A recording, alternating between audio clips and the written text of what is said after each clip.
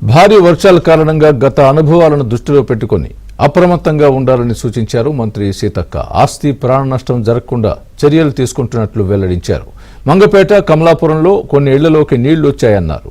బాధితుల్ని పునరావాస కేంద్రాలకు తరలించామంటున్న మంత్రి సీతక్కతో మా ప్రతినిధి నవీన్ ఫేస్ టు ఫేస్.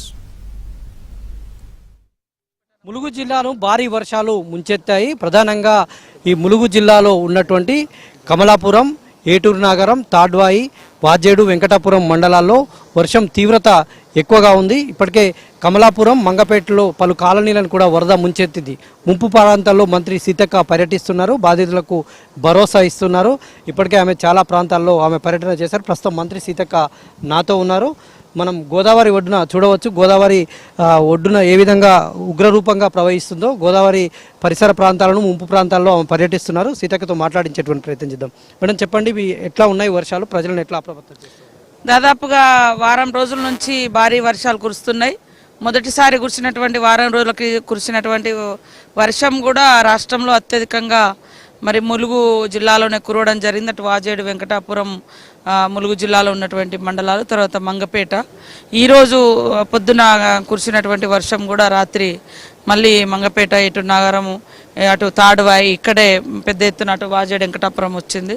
సరే, ఏదైనా కూడా మేము ఇప్పటి వరకు అధికారులందరినీ గత అనుభవాలను దృష్టిలో పెట్టుకొని ఇటు గోదావరి ఉధృతితో కానీ, అటు జంపన్న వాగు ప్రభావంతో లాస్ట్ 2 years మనము ఇబ్బంది పడ్డాము. వాటి అనుభవాల దృష్ట్యా మేము వర్షాకాలం వస్తుందంటే కలెక్టర్ గారు, ఎస్పీ, లోకల్ పోలీస్ అధికారులు, లోకల్ రెవెన్యూ అధికారులు అందరం, ముఖ్యంగా కలెక్టర్ గారు బాగా ఇనిషియేషన్ తీసుకొని మరి ఎప్పటికప్పుడు ఫాలో అప్ చేసి మీటింగ్స్ పెట్టుకోవడం జరిగింది. ఒక్కొక్క మండలానికి 5గురితోటి ఫ్లడ్ ఎఫెక్ట్ కాకుండా మేనేజ్ చేసేటట్టుగా ఎక్కడెక్కడ ఈ సురక్షిత ప్రాంతాలకు పంపించేటట్టు, లేదా వరదొచ్చే ప్రాంతం ఉంటే అక్కడే జేసీపీ పెట్టి వీలైనంత వరకు ఊర్లకు నీళ్ళు వచ్చి స్టాగ్నేట్ కాకుండా ఉండేటట్టుగా ఇవన్నీ కూడా మేము ప్రణాళికబద్ధంగా చేయడంతో ఇప్పటివరకు పెద్దగా ఇంత భారీ వర్షాలు వచ్చినా పెద్దగా ఊర్ల మీద నష్టం జరగలేదు. అక్కడక్కడ కొన్ని ఇళ్లలోకి నీళ్ళు వచ్చినా వెనువెంటనే అధికారులు, లోకల్గా ఉండేటువంటి రెవెన్యూ, పోలీసు అంత కోఆర్డినేషన్ తోటి, ఐబీ అంత కోఆర్డినేషన్ తోటి నీళ్ళైతే రాకుండా చేసుకోగలుగుతున్నాం. ఆస్తి నష్టం కానీ, అంటే పంట నష్టం, ప్రధానంగా రైతులు వరి నార్లు ఇప్పుడే వేసుకుంటున్నారు. చాలా చోట్ల వరి నార్లు కూడా ముమ్మరంగా సాగుతున్నాయి. పంట నష్టం అంచనా, అంటే ఏమన్నా ప్రాథమిక అంచనాలు మీరు? ఇంకా అంచనా వేయలేదు. అంటే మొన్నటి నుంచి వర్షాలే పడుతున్నాయి. చెప్పినాము అధికారులకు అందరి పొలాలు తిరిగి చేయండి అని.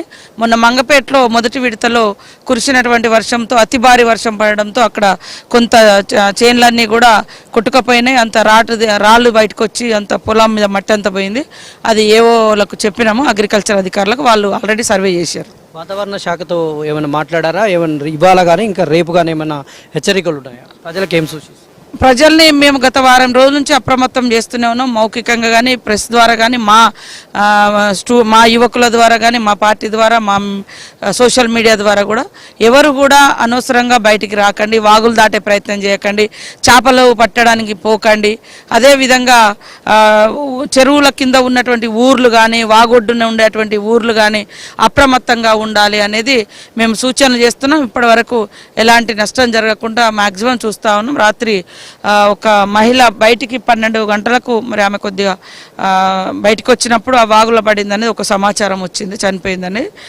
వెంటనే పోస్ట్ మార్టం చేయించి వాళ్ళని కూడా ఆదుకుంటాం. ఆ రిపోర్ట్ అంతా తెప్పిస్తా ఉన్నాం. వీడియో జగదీష్తో నవీన్, ఏబిఎన్ ఆంధ్రజ్యోతి, ములుగు జిల్లా.